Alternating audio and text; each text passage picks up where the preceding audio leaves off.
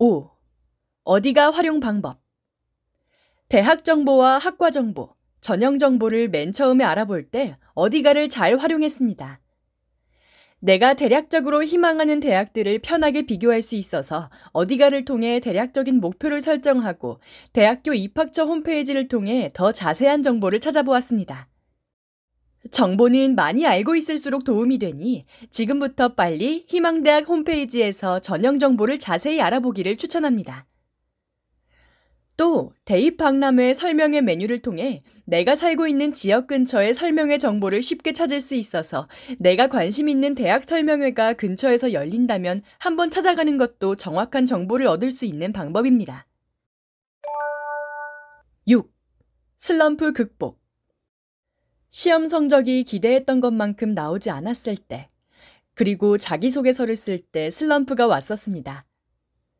3학년 1학기 내신 성적이 수시 성적 산출에서 가장 큰 비중을 차지하는 걸 알았기에 열심히 해도 내 생각만큼 나오지 않았던 등급들을 보며 실망했고 속상해서 울기도 했습니다.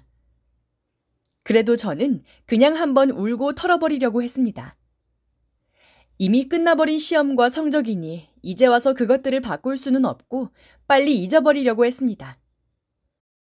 또 자기소개서를 쓸 때 슬럼프가 크게 한 번 왔었는데 9월 모의고사가 끝나고 자기소개서를 쓸 시간이 너무 부족해서 시간의 압박과 부담감 때문이었던 것 같습니다. 인터넷으로 훌륭한 자기소개서들을 많이 보고 나와 비교하게 되니까 자꾸 자존감이 낮아지고 너무 힘들어서 다 포기하고 싶다는 생각도 많이 들었습니다.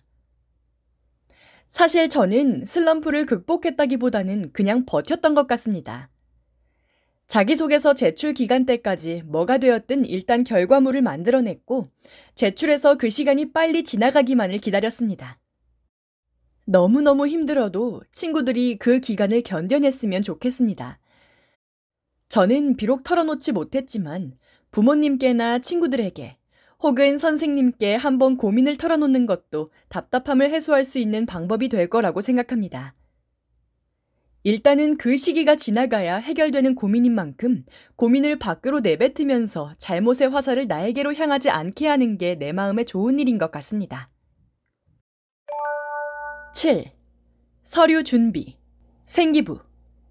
생기부의 세부 능력 특기사항은 내가 수업 시간에 지닌 지적 역량을 가장 잘 드러낼 수 있는 부분입니다. 특히 내가 학업 활동을 하며 가졌던 의문사항이나 공부한 과정들을 선생님께서 인지할 수 있게 질문도 자주 하고 보여드리기도 하면 선생님께서 세부능력 특기사항 칸에 내용을 기재해 주실 겁니다. 귀찮다고 세부능력 특기사항을 가볍게 여기는 친구들이 많은데 꼭 잘 챙겨서 나중에 입학사정관의 눈에 띄는 생기부를 만들기를 바랍니다. 또 생기부에 있는 자율활동 칸은 나의 적극성을 보여주기 좋은 부분입니다. 수학여행과 같은 학교 행사를 통해 내가 느끼고 연구한 과정들을 기재할 수도, 학급 임원 역할을 통해 내가 변화한 모습들을 보여줄 수도, 통일 안보교육과 같은 흔한 학교 행사가 시작이 되어 탐구를 진행했음을 보여줄 수도 있습니다. 진로활동 칸에는 굳이 전문 직업인 초청 특강처럼 전형적인 진로활동을 넣어야 할 필요는 없습니다. 읽은 책이 내 진로에 어떤 영향을 주었는지, 학교 경시대회 참가로 진로에 대해 어떠한 가치관 변화가 생겼는지 등 다양한 활동 등을 통해 내가 진로에 대해 고민했던 내용들을 드러내주면 됩니다. 자기소개서. 자기소개서는 소재 선정이 가장 중요하다고 생각합니다. 일단 소재들을 선정하고 남이 내 자기소개서를 보고 느꼈으면 하는 강점들이 돋보일 수 있게 소재들을 엮어 스토리 라인만 잡으면 살을 붙이는 건 금방 할 수 있습니다. 그러니 지금까지 해왔던 학교 활동들을 전부 나열해보고 이 하나하나의 소재가 어떻게 연결될 수 있을지 오랜 시간 생각해봐야 합니다. 이 과정이 힘들다면 담임 선생님이나 추천서를 작성해주시는 선생님을 찾아가 조언을 구하는 것도 좋은 방법이 될 겁니다. 8. 면접 준비. 저는 수능 시험 이전에 면접을 1개, 수능 이후에 3개를 보았어요. 제가 면접 준비를 하면서 가장 힘들었던 부분은 독서 부분이었습니다. 제가 책을 많이 기재해두기도 했고 독서는 워낙 어떤 부분을 여쭤보실지 감이 안 잡히기도 해서 고생을 많이 했습니다.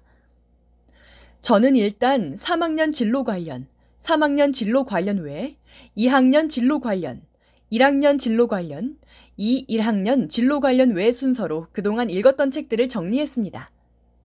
책을 정리할 때는 간단한 줄거리는 기본적으로 숙지하고 생기부나 자소서 내용이 책과 어떠한 방향으로 연결될지를 계속 생각했습니다. 연세대 면접 시에 제가 예상했던 책의 예상 질문이 그대로 질문으로 나오기도 했습니다.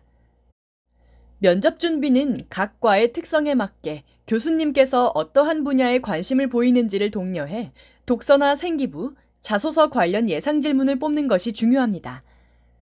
저는 정치외교학과와 자유전공학부, 이 두 종류의 과를 지원하였는데 정치외교학과에 면접을 보러 갈 때는 이와 관련된 책을 더 착실히 준비했고 자유전공학부 면접을 준비할 때는 법 관련 도서와 생기부 활동들을 더 숙지하고 갔습니다. 또 면접에서는 어떤 질문이 나올지 아무도 예상할 수 없기에 나의 직업적, 학업적, 인생에 걸친 가치관을 정립하고 가는 게 중요합니다.